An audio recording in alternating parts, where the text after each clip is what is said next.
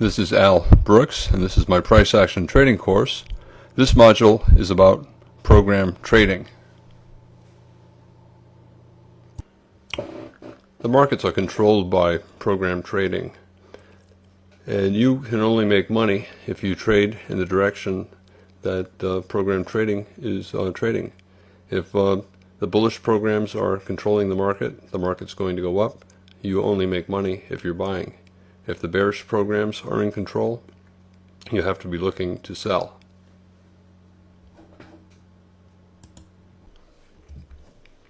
How do the programmers come up with algorithms?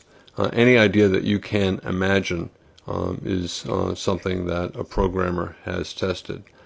Even when the market is in an extremely tight trading range, the volume is huge, and you have high frequency programs scalping for a tick or two. When the E-mini futures contract is in a tight trading range for an hour or two, and the top of the range to the bottom of the range is only 2 points, you have high frequency trading firms buying. Every time the market goes below the midpoint, they'll buy. It goes another tick or two, they'll buy more. At some point it gets back to the middle of the range, they exit their longs, they break even on their first entry, and they make a tick or two on their second and third entries. It goes above the midpoint, they sell. It goes a tick or two higher, they sell more. It comes back to the midpoint of the range to their original entry price. They get out around break even with a profit on their later entries. On television, if you listen to television, it sounds as if Goldman Sachs controls the market. They do not. There are, at any given time, hundreds of firms placing trades, and Goldman Sachs is just a small part of it. And the market is, in general, balanced. So there are pretty much most of the time an equal number of dollars going into longs as there are going into shorts.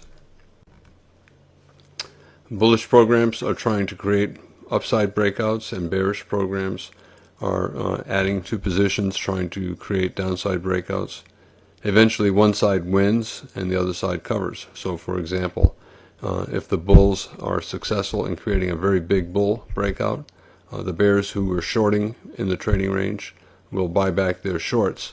That adds to the buying, it adds to the breakout, and those bears will not be eager to short again.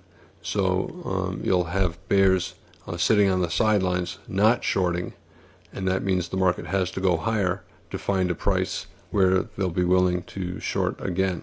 So during breakouts, the market can become very one-sided. Now the markets are controlled by programs, and they cannot hide what they're doing. The price action shows everyone exactly what's going on. So if the market is going up bar after bar after bar, you know the buy programs are winning and the sell programs are losing. And if you know that the buy programs are in control, then you have to get long or look for ways to get long. They cannot be stealthy about it. It's not like 50 firms are out there buying and the market is going up and they're doing it in a secret way. They're showing us what they're doing. If the market's going up, we know that there are more dollars going into buy programs than into sell programs, and that we should look to buy. You cannot move the market. Traders always think, oh my gosh, if I buy here, it'll make the market pop up. Or if I sell here, it'll make the market pop down. Or if I'm long and I put a stop below that bar, the market's going to see my stop and it's going to come down and get my stop. That is absolutely not true. The market cannot get to any price above or below where the market currently is unless one or more institutions wants to buy or sell at that price. Remember, the market, to be at any price, there has to be a buyer and a seller. So there have to be institutions wanting to sell there. It's not you or your friends wanting to sell on a stop below the low of the current bar or above or buy above a prior swing high. You cannot make the market get above that high. It only gets above that high if there is one or more institutions who want to buy above that high. So, the market totally ignores anything that you do. And you can say, well, I saw a breakout the other day in the E-mini and only 3 contracts traded. That's right. Sometimes that happens. Sometimes an institution will move the market with a 3-lot order. But you try to move it on a 3-lot order, you will not be able to do it. So if the market goes above a certain price and only 3 contracts are trading, you have to assume it did that because an institution did it, not because somebody at home did it. And probably there's a reason for that institution doing it. The institution may have wanted the market to go down and may have wanted to trigger traders into thinking that it was going up. And then as soon as they bought their 3 contracts, it ticked down, maybe a tick, they then sold 200.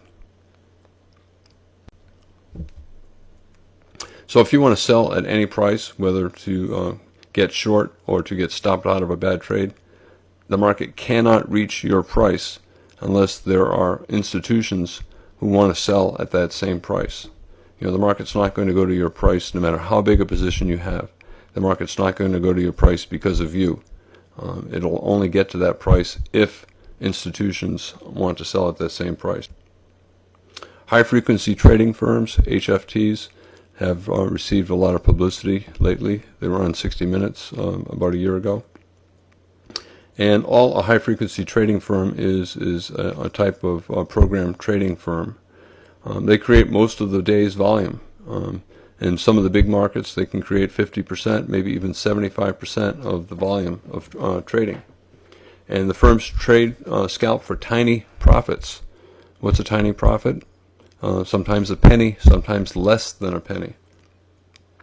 And they'll be trading a huge number of trades. Ultimately, they don't have any significant effect on the direction of the market. They're just looking for a penny up, a penny down, 2 pennies up, 2 pennies down, and they really don't have any significant effect on what the market, where the market is going.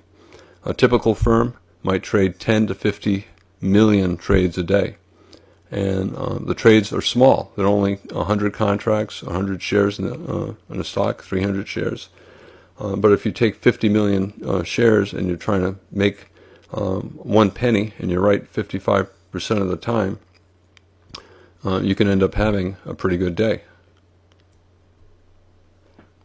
Okay, they create 70% of the volume in most of the major markets. Other institutions create the 25% of the volume, and you and I, on a good day, might make up 5% of the volume. The high-frequency trading firms are really concerned about latency. Latency is the time from when a trade takes place to the time that they see the trade on their computer. And they rent very expensive space very close to the exchanges, and they have very fast computers to try to knock off milliseconds in the latency. They often hold their trades for fractions of a second, sometimes to hours, but for the most part for a very short period of time, and they're looking for a very small profit. I will talk about extreme scalping in one of the later modules, and that is a manual version of high-frequency trading. So, for example, the E-mini has 81 bars during the trading day, and on a typical day there are about 40 possible scalps.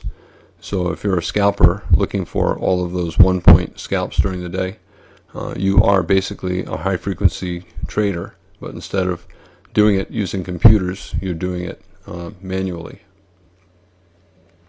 Going back to what I was saying, that institutions make up 95% of the trading. They're not out to get your money. You don't have enough money to interest them. Remember, 95% of the dollars out there are from institutions. That 95% is not looking at the 5% as their source of income. Each one of the firms in that 95% are looking at the other firms in that 95% as the source of their income. None of the firms cares about us. Goldman Sachs is not trying to take money from you. They're trying to take money from Citibank, from J.P. Morgan, from Credit Suisse, from Morgan Stanley, from all of the hedge funds. That's where all the money is, and that's where they're trying to get their money. So although a lot of times when you're starting out, it feels like they're trying to screw the little guy, they don't care that you exist. You don't have enough money. All the little guys put together do not have enough money to interest the institutions. So the institutions are never out to get you. High-frequency trading firms, how much profit potential do they have? For example, let's look at a firm that makes 10 million trades a day, and each trade is for, let's say, 100 shares, and they win 55% of the time. So they make a penny on 5.5 million trades, and they lose a penny on 4.5 million trades. Let's just use that as our hypothetical. Then they end up with 5.5 million winning pennies, which is $5.5 million, and they have 4.5 million losing pennies, or $4.5 million. So their net profit today, $1 million. Net profit per year, there are about 200 plus trading days a year. That's $200 million for the year. The high-frequency trading firms are just like you and me. They're out to chase riches, and they know that there's a huge profit potential, and that huge profit potential results in the formation of lots of firms chasing that profit. But there's a fallacy. Everyone thinks that all the high-frequency trading firms are making a lot of money, and that's not the reality. Many of them lose money, and only the very best firms do as well as in the example that I just gave. The high-frequency trading firms receive a lot of press, and the media makes it sound like if you're not making money, it's because of the high-frequency trading firms. The reason you're not making money is not that the high-frequency trading firms are the problem. It's because you're the problem. Everyone wants to blame everyone else for their losses. But if you lose, it's because you're not yet good enough. Everyone knows that the dollars are there. That's why all of us are here. We all want some of the dollars. We all want a lot of the dollars. But you're competing against very good people on pretty much a level playing field, and you have to learn how to trade if you're expecting to take dollars from other very good traders.